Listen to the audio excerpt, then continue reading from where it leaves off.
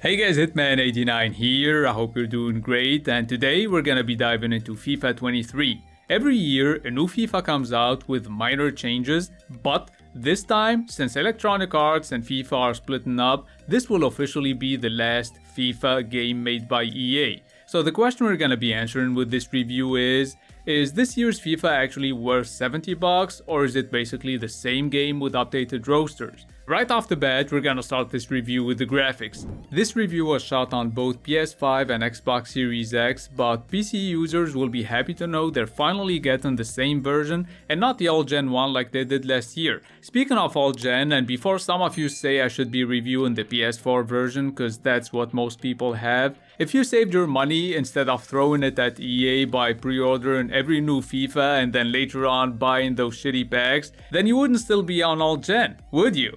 All I'm saying is, FIFA 23 looks great on next-gen consoles. I even went back and played a little bit of FIFA 22 to make sure I can notice the differences in terms of graphics and gameplay. The upgraded pitch texture makes the whole thing look more realistic, even though sometimes the grass color is a little too vibrant. Speaking of textures, in my opinion, all player faces really need to look photorealistic is better textures, cause we already got sick looking sweat and some of the best hair you can see in a video game. Oh, and I'm obviously talking about the most popular players, cause the rest look like those randomly generated RPG characters. Stadiums look great though, and when it comes to the animations, although there is less sliding going on, it's still noticeable and players are still a little too fast and unrealistically agile. At least there are tons of new animations for players and goalkeepers, and even the net animations look dope. So all around, FIFA 23 definitely looks better than 22. Simply stunning! Now when it comes to performance, and whether you're on PS5 or Series X, the game runs at a rock solid 60 FPS most of the time. And by most of the time I mean from the regular camera angles, cause during cutscenes, replays and other close-up gameplay phases like during set pieces or when using the pro camera, the frame rate is limited to a disappointing 30 FPS. Other than that, I haven't faced any performance or even server related issues, for now at least. What's going to happen next?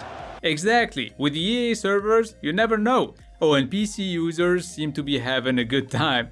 Now, when it comes to the sound, FIFA has always had incredibly good soundtracks, and this one is no exception. The sound effects are also good, and if you're on PS5, you'll notice that the game uses a tiny bit the controller speaker, so you can hear stuff like the referee whistle or the net sound effects coming directly from the controller speaker. Moving on to the voice acting, everything is super immersive, from the crowd, the players talking and celebrating. The commentary gets repetitive though within like 2 games, plus if you play career mode, the cutscenes have no voiceover, and sometimes there isn't even any music playing in the background, so it gets awkwardly silent. I'm gonna let you listen to the game audio a little bit before we take a closer look at the gameplay.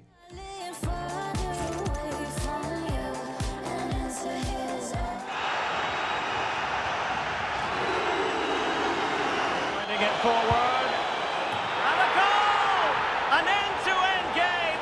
The gameplay feels a little bit slower compared to last year, which makes it more realistic thanks to the Hypermotion 2 technology. But pace still matters more than anything else, so fast players who suck dick in real life turn into unstoppable beasts in FIFA. Other than that, players still slide on the pitch like they're ice skating. Every game has at least 5 goals, and the ball animations are still not physics based. So whenever there is a deflection, the ball always goes towards a player. Simulation my ass. The complaints continue. And I can understand why. Thanks, Stewart. I'm not done yet though. Goalkeepers can be incredibly inconsistent. Sometimes they make breathtaking saves, I really like that.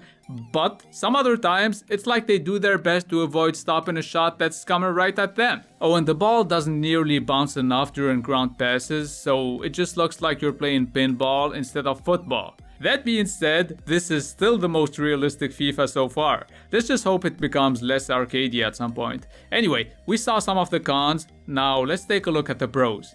Ultimate Team's got a new chemistry system which allows for more creativity during the squad building process, and there's a new positioning system as well, so that's awesome. Oh, and I really like the new set pieces. It's an old school system, but it works perfectly, so I like it. They've also added a new type of shot called Power Shot, which they obviously stole from eFootball, but if you're not familiar with it, the Power Shot takes a while to load, so you gotta make sure you have enough space, but if you land it perfectly, you pretty much kill the keeper. So they've also added women's clubs, Ted Lasso, and some other stuff that only 2.5 people care about. Yeah, I said it. At least career mode has seen some small changes compared to last year, so you can now play as real managers like Pep Guardiola, Antonio Conte, etc. And the amount of available managers to pick from is pretty impressive. Wait, who the fuck is this? So yeah, they've only modeled like 3 people. At least they've added some more cutscenes, but they're still not voiced, so yeah, press conferences are still awkward as fuck. But let's not forget about the World Cup DLC, which will be free. Oh, and on PS5 there's some haptic feedback action, and the adaptive triggers are supported as well. They get harder as your players get tired, but if you don't like any of this stuff, you can disable it directly from the controls menu. Last but not least, with crossplay support enabled between PS5, Series X and PC users, and also between PS4 and Xbox One players, most players will be able to play with their friends and have a more enjoyable experience. Speaking of which, let's move on to the fun factor. Honestly, it's insane how addictive FIFA is. It makes you want to stop working out, just sit down and play FIFA all day. It'll turn you into a fat fuck in no time. There's just so much to do, even in menus like trading, doing squad building challenges, foot moments, managing your team, and even playing the actual game is now fun. That used to be the worst part of any FIFA because of its horrendous gameplay. Long story short, I had a blast.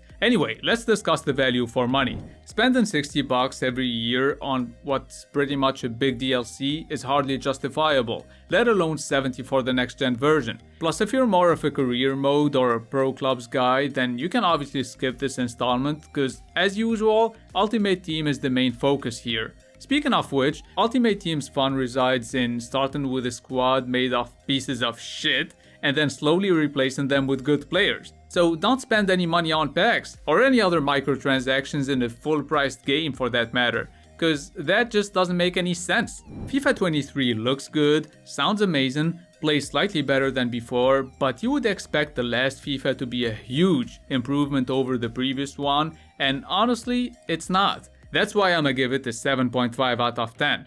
So to answer today's question, while taking all the minor additions and improvements into consideration, is FIFA 23 worth $70? Well, the answer is fuck no. If you're really into FIFA and you feel the need to buy it every single year, I'd say at least wait a couple of months so you could get it for way cheaper. Or maybe get it from buygames.ps, who sell all kinds of PlayStation and Xbox games for super cheap. You'll find their link in the description. See how I did that? Anyway, I hope you find this review useful. Give it a thumbs up if you did, and please subscribe if you're new to the channel. It's been Hitman89. See you guys very soon.